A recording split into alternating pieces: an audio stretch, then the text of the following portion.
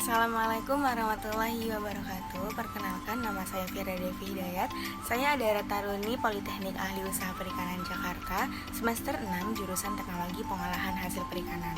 Di sini saya akan memaparkan materi terkait GMP dan SSOP sebuah perusahaan untuk mendapatkan sertifikat HACCP untuk memenuhi tugas manajemen mutu dosen pengampu Ibu Yuliati Sipahutar. Nah, untuk persyaratan dasar dari sertifikat HACCP sendiri di unit pengolahan ikan atau UP, saya bagi menjadi 3 bab. Untuk bab yang pertama adalah persyaratan umum, poin-poinnya adalah lokasi dan lingkungan. Bab yang kedua adalah persyaratan fisik, poin-poinnya adalah bangunan dan fasilitas. Dan poin yang ketiga atau yang terakhir adalah operasional, poin-poinnya adalah GMP dan juga SSOP.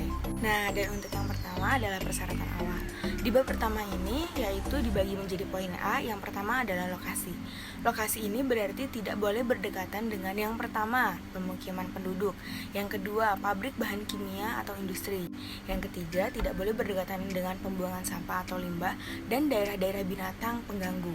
Yang keempat atau yang terakhir adalah tidak boleh berdekatan dengan daerah banjir dan lain-lain. Untuk pasokan airnya sendiri itu harus memenuhi untuk proses pengolahan dan juga pembersihan. Terus air yang digunakan juga harus memenuhi persyaratan atau standar air minum. Dan yang terakhir, air yang digunakan untuk pencucian ikan harus diperoleh dari pompa dan saluran yang terpisah dan tidak berhubungan atau berkontak silang dengan sistem pompa dengan air kotor. Nah, untuk pasokan listriknya itu bagaimana? Kalau untuk pasokan listriknya sendiri, pasokan listrik harus ada dan memadai selama proses penanganan atau pengolahan dan selama mendapatkan bahan baku atau produk yang memerlukan pasokan listrik untuk maksud tertentu. Yang kedua, harus tersedia alternatif atau cadangan atau backupan apabila pasokan listrik utama tidak berfungsi.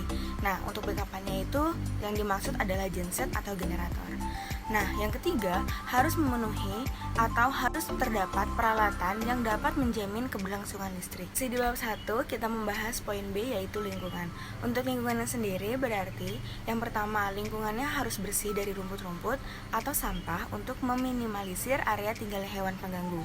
Yang kedua, dipavet atau diaspal untuk meminimalisir kemasukannya debu, lumpur untuk masuk ke pabrik. Dan yang ketiga adalah mempunyai drainase atau dapat mencegah akumulasi air bangunan masuk ke dalam pabrik atau saluran pembuangan mengalir ke area yang kotor. Dan yang keempat yaitu dipasangkan tembok atau pagar untuk mencegah pest masuk dan keamanan pabrik serta mengontrol akses masuk dari pabrik. Dan yang masih di bab 1 yaitu kemudahan atau akses transportasi itu harus dipertimbangkan. Seperti UP harus berdekatan dengan jalan atau dengan jalan utama. Yang kedua, kecukupan lahan, pekarangan, dan pengembangan. Nah, kita masuk kepada bab yang kedua, yaitu persyaratan umum. Nah, yang A adalah desain dan tata letak harus mampu menghindari terjadinya yang pertama, hambatan penerapan sanitasi dan juga hygiene. Yang kedua, kontaminasi silang. Yang ketiga, yaitu kontaminasi dari luar.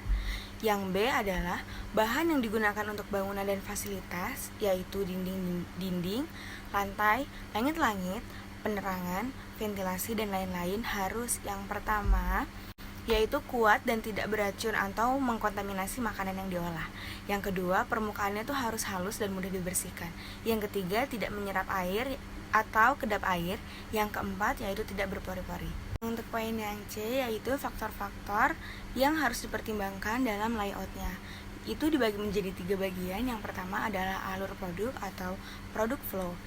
Product flow berarti harus dapat mengalir secara efisien tanpa mengalami penundaan makanan, maka resiko kontaminasi dapat dikurangi. Yang kedua adalah kontaminasi silang atau cross contamination. Nah, yang pertama itu bahan baku ke produk akhir, yang kedua ruang yang kotor ke ruang yang bersih, yang ketiga alat yang kotor ke alat yang bersih. Nah, yang ketiga yaitu perlindungan terhadap kontaminasi dari luar. Yang harus diperhatikan adalah menggunakan bahan yang diperbolehkan untuk fasilitas pengolahan makanan, dilengkapi alat pencegahan serangga, tikus, dan binatang-binatang pengganggu lainnya. Nah, di bab 2 ini kita masuk ke poin yang B yaitu persyaratan khususnya. Yang A dibagi menjadi tiga subbab. Yang A adalah ruangan-ruangan terpisah.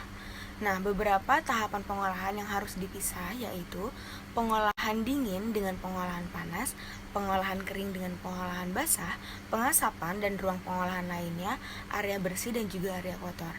Nah, untuk poin yang kedua di bab yang pengolahan khusus yaitu ruangan penyimpanan harus terpisah dari ruang pengolahan. Yang pertama, bahan baku makanan harus disimpan jauh dari makanan.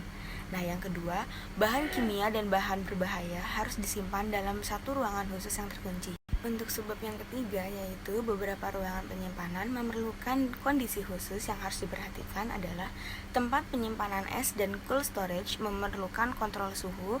Yang kedua, limbah harus disimpan jauh dari benda apapun. Nah, di bab yang kedua adalah lantai. Lantai yang harus diperhatikan adalah rantai ruangan yang harus digunakan untuk pekerjaan basah harus mempunyai kemiringan yang cukup, minimalnya adalah 3 derajat.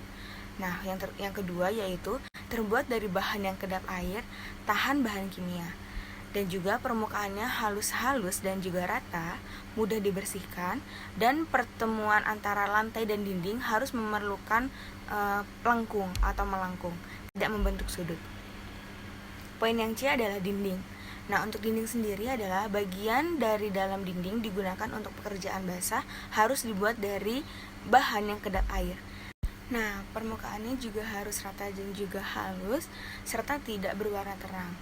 Yang ketiga yaitu bagian dinding samping dengan ketinggian 1,5 meter dari lantai harus dibuat dari bahan khusus yang mudah dibersihkan, misalnya keramik, porselen, dan lain-lain. Dan pada bagian tersebut tidak boleh ditempatkan atau didekatkan dengan sesuatu yang dapat mengganggu operasi pembersihan. Poin yang D adalah langit-langit. Langit-langit yang dimaksud berarti ruangan tempat pengolahan harus mempunyai langit-langit atau plafon yang tidak retak, tidak bercelah, tidak terdapat tonjolan dan sambungan yang terbuka. Yang kedua, terbuat dari bahan yang kedap air, berwarna terang, permukaan rata dan halus, serta mudah dibersihkan. Yang ketiga, tidak boleh ada pipa-pipa yang terlintas di atas tempat pengolahan ikan atau di dekat langit-langit. Yang keempat adalah tinggi langit-langit minimalnya adalah 3 meter. Untuk poin yang E adalah pintu dan jendela. Pintu dan jendela yang dimaksud berarti yang pertama, pintu harus dibuat atau dilapisi dari bahan yang tahan karat. Permukaannya itu harus halus dan juga rata, kedap air serta mudah dibersihkan. Yang kedua, konstruksi pintu harus dirancang untuk dapat membuka dan menutup sendiri. Yang ketiga, jendela harus dibuat sekecil mungkin agar tidak terjadi kontaminasi dan tingginya dari lantai minimalnya adalah 1 meter. Yang keempat adalah bahan yang digunakan harus tahan air, permukaannya halus dan rata serta mudah dibersihkan tentunya.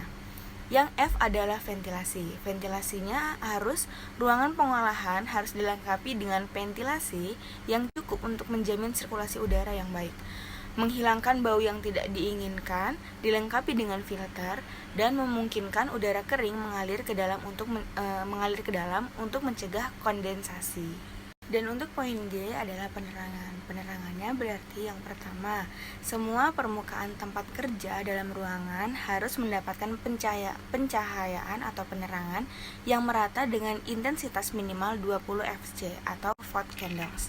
Yang kedua, memberikan keamanan di area kerja dan memungkinkan inspeksi secara visual baik terhadap produk maupun bangunan atau ruangan, yaitu tidak menyilaukan dan tidak merubah warna produk. Yang ketiga yaitu lampu yang digunakan untuk penerangan harus ditutup dengan bahan yang tidak mudah pecah sehingga untuk di proses pengolahannya itu bisa dibilang aman.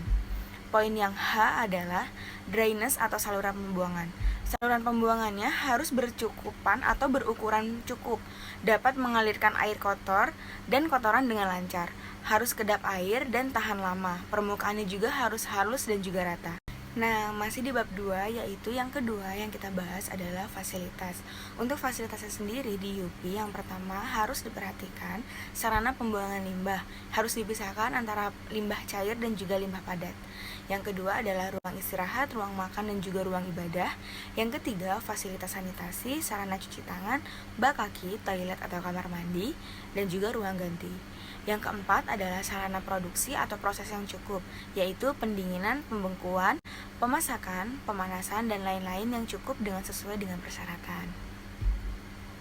Nah, Yang kelima yaitu peralatan atau tidak beracun, tidak karat, halus, mudah dibersihkan dan didefinisikan, tahan pecah, tidak berpori dan tidak berbau.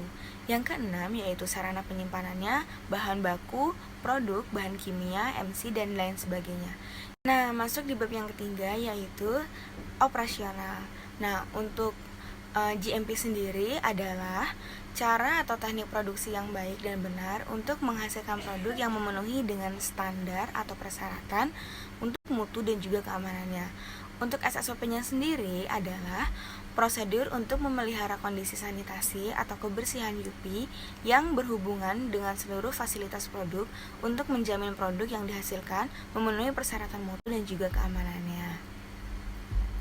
Kemudian, faktor-faktor yang perlu diperhatikan dalam GMP yaitu yang pertama, seleksi bahan baku, yang kedua, penanganan dan pengolahan, yang ketiga, bahan pembantu, yang keempat, bahan kimia, yang kelima, pengemasan, yang keenam, penyimpanan, yang ketujuh yaitu distribusi. Masuk ke dalam faktor-faktor yang harus diperhatikan dalam GMP, yang pertama adalah seleksi bahan baku. Seleksi bahan baku berarti kita harus tahu asal-usul dari bahan bakunya, yaitu dengan cara mampu melacak secara administratif, mampu lacak secara teknis, yang ketiga jenis dan ukuran, yang keempat mutu sesuai dengan standar, yang kelima adalah jenis olahan atau produk akhirnya. Nah, untuk yang kedua yaitu penanganan dan juga pengolahannya. Yang harus diperhatikan adalah waktu atau kecepatannya, yang kedua temperatur, yang ketiga teknologi, segar, beku, kaleng, kering dan lain-lain. Yang keempat adalah peralatan, yang kelima adalah personil. Nah, untuk yang ketiga adalah bahan tambahan makanannya. Yang harus diperhatikan adalah jenisnya, tujuannya, kualitas, metode penggunaannya, dan juga pengawasannya. Yang keempat adalah bahan kimia. Yang harus diperhatikan adalah jenis, tujuan, metode penggunaan, kualitas, dan juga pengawasannya. Nah, untuk faktor yang kelima adalah pengemasan. Yang harus diperhatikan dari pengemasan adalah yang pertama, desain dan materialnya harus memberikan perlindungan yang cukup untuk meminimalisasi kontaminasi dari luar dan juga kerusakan. Yang kedua, dapat mengakomodasi pelabelan yang benar. Yang ketiga, tidak toksik dan aman. Yang keempat, sesuai dengan kondisi penyimpanan dan penggunaannya. Yang kelima, kuat, mudah dibersihkan, dan juga disuci hama. Nah, untuk yang keenam adalah penyimpanannya. Yang harus diperhatikan adalah jenis produknya, teknik penyimpanannya, lama penyimpanan, kondisi penyimpanan yaitu suhu, kelembapan, cahaya, dan lain-lain. Nah, untuk yang ketujuh nih, distribusi. Yang harus diperhatikan adalah jenis produknya, jenis alat angkutnya, dan juga kondisi penyimpanannya. Nah, untuk persyaratan sanitasi dan hygiene sendiri, yang pertama yang harus diperhatikan adalah UP harus mempunyai SSOP tertulis dan juga menerapkannya. Yang kedua, UP harus memonitor kondisi dan penerapan SSOP yang ada di UP-nya. Yang ketiga adalah UP harus melakukan tindakan koreksi segera bila ada penyimpangan kondisi dan penerapan pada SSOP-nya. Yang keempat adalah UP harus memelihara rekaman pengendaliannya dari sanitasi dan hygiene-nya sendiri. Nah, untuk poin SSOP mengacu kepada 8 kunci poin SSOP. Yang pertama yaitu keamanan air dan es. Yang kedua, kondisi kebersihan sarana atau prasarana yang kontak langsung dengan produk. Yang ketiga adalah pencegahan kontaminasi silang. Yang keempat yaitu pemeliharaan fasilitas sanitasi dan pencucian tangan atau toilet. Yang kelima adalah perlindungan produk atau pengemasan atau alat dari bahan-bahan kimia atau kontaminan. Yang keenam adalah persyaratan label, penggunaan dan penyimpanan bahan kimia berbahaya. Yang ketujuh adalah pengendalian kesehatan karyawan. Yang kedelapan atau yang terakhir adalah pengendalian pes. Mungkin sekian yang bisa saya sampaikan, kurang lebihnya saya minta maaf. Wabillahi taufiq wal hidayah. Wassalamualaikum warahmatullahi wabarakatuh. Have a nice day.